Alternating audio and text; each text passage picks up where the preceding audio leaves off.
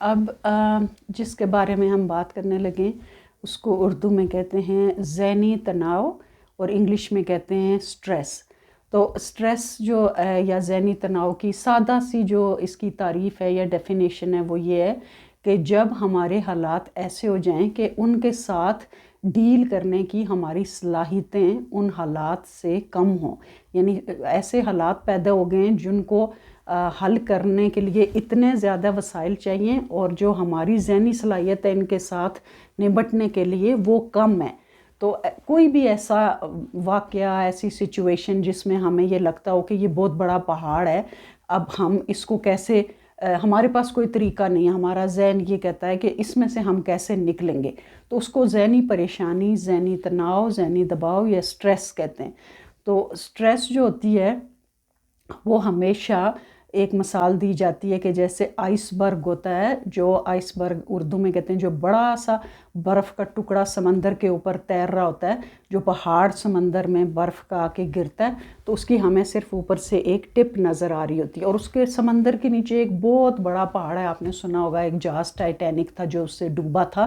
تو اب وہ جو ہے وہ ٹکڑا جو ٹپ ہمیں نظر آتی ہے وہ کہاں سے آ رہی ہے؟ اس کے نیچے گہرائی میں ایک بہت بڑا پہاڑ ہے۔ تو اسی طرح جو ہمارا ذہنی تناؤ ہے نا، وہ ایک چھوٹی سی بات سے نہیں آتا، اس کے پیچھے بہت سارے چھوٹے عناصر ہوتے ہیں جو مل کے ہمیں اس سٹیج پہ لے آتے ہیں کہ ابھی ہمیں کوئی اس کا حل نظر نہیں آئے گا۔ تو جو تناؤ ہے نا، اگر ہم اس کو 3 حصوں میں ڈیوائیڈ کریں تو اس کی ہمیں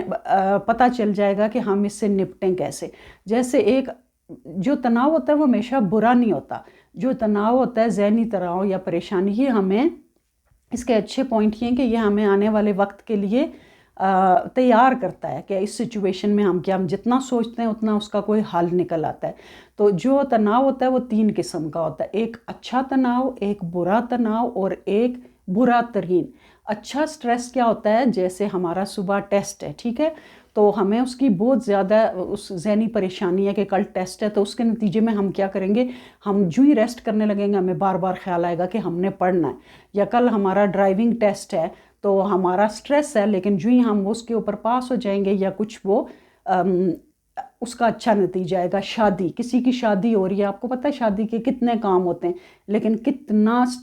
سٹریس یا تناؤ والا، لیکن یہ اچھا، اس کا آؤٹ کم کیا ہوتا ہے کہ شادی ہو رہی ہے۔ اسی طرح بچے کی پیدائش، اسی طرح ٹریول پہ جانا، سٹریس ضرور ہے مگر یہ اچھی سٹریس ہے، اس کو گڈ سٹریس بولتے ہیں۔ اور بری سٹریس یہ ہوتی ہے جس میں ہمارا تھوڑا سا، اچھی سٹریس میں تو ہمارا فل کنٹرول ہے نا کہ ہمارے پاس آپشن ہے، ٹھیک ہے، کہ ہم اس کے لیے کچھ کریں۔ تو جو بری سٹریس ہے اس میں یہ ہمارا ہاف کنٹرول ہے۔ ہاف کنٹرول کیسے ہے؟ جیسے ہم کوئی میچ دیکھ رہے ہیں انڈیا پاکستان کا یا کوئی بھی 2 ملکوں کا، ایک ٹیم ہماری فیورٹ ہے اور ایک نہیں ہے، اور جب وہ ٹیم جیتنے لگتی ہے جو ہماری نہیں ہے تو ہمارے پاس آدھا کنٹرول ہے، ہم ٹی وی بند کر سکتے ہیں، اٹھ کے باہر جا سکتے ہیں، اور یا ہم نے رات کو دیکھا ہے کہ صبح -30 ہوگا اور بہت زیادہ برف پڑے گی، ٹھیک ہے، تو ہمارے پاس کیا کنٹرول ہے کہ ہم نے وقت سے پہلے نکلنا ہے، ہمارے پاس چوائسیز ہیں، ہم نے اچھے گرم کپڑے پہننے ہیں، لیئرز، تو ہم موسم تو نہیں چینج کر سکتے نا، لیکن ہمارے پاس آدھا کنٹرول ہے۔ جو برا ترین سٹریس ہوتا ہے نا، جیسے کسی کی موت ہو جانا، کسی کا ایسی بیماری کا تشخیص ہو جانا جس سے بچنے کی امید کم ہو جائے، یا کوئی زلزلہ آ جائے، سونامی آ جائے، یعنی ایسا جس کے اوپر زیرو کنٹرول ہو۔ کون سی سٹریس ہو گئی اچھی؟ جس کے اوپر فلی کنٹرول ہے، ہم کچھ کر سکتے ہیں، اور بیڈ ہو گئی جس کے اوپر ہاف کنٹرول ہے، اور اگلی ہو گئی، بری ترین سٹریس ہو گئی جس کے اوپر ہمارا کوئی کنٹرول نہیں ہے۔ اب دیکھیں جیسے کوئی فوت ہونے والا ہوتا ہے یا کوئی مر جاتا ہے، ہم اس سچویشن کو کبھی بھی چینج نہیں کر سکتے۔ اگر اس کے اوپر بیٹھ کے سوچتے رہیں گے تو پھر وہ سٹریس ہوگا، پھر انزائٹی ہوگی، پھر ڈپریشن ہوگا، اور اس کو چینج نہیں کیا جا سکتا۔ اس کے لیے بہترین طریقہ یہ ہے کہ آپ نے سب سے پہلے غور کرنا ہے کہ یہ سٹریس گڈ ہے، بیڈ ہے یا اگلی ہے۔ اگر گڈ ہے تو کوئی بات نہیں، یہ گڈ سٹریس ہماری زندگی کا حصہ ہے، یہ ضروری ہے۔ بیڈ ہے تو ہم نے اس کے لیے جو ہمارے پاس آدھا کنٹرول ہے ہم نے وہ تیاری مکمل رکھنی ہے، اور اگلی یہ ہے کہ ہم کسی کی موت کو تو نہیں ٹال سکتے، لیکن اب جن حالات میں ہم کھڑے ہیں نا اس سے ہم آہستہ آہستہ اس کو ایکسیپٹ کرتے ہیں جیسے بھی ہمارے ساتھ حالات ہو گئے، اور اس لمحے میں رہتے ہیں۔ جب کسی کو ٹرمینل النس ہوئی تو کیا چیز ہمیں پریشان کرتی ہے کہ ہائی ایک دن تو یہ فوت ہو جائے گا، لیکن ابھی تو وہ زندہ ہے۔ جب فوت ہوگا تو اللہ تعالیٰ کی طرف سے وہ ہمارے ذہنی صلاحیت بھی آ جاتی ہے۔ اس طرح جیسے کہ آپ کی لڑائی ہو رہی ہے، سیپریشن ہو رہی ہے، پولیس کال ہو رہی ہے، تو آپ وہ کنٹرول تو نہیں کر سکتے، پولیس آ گئی، آپ چارج ہو گئے، اب آپ نے یہ کنٹرول کرنا ہے کہ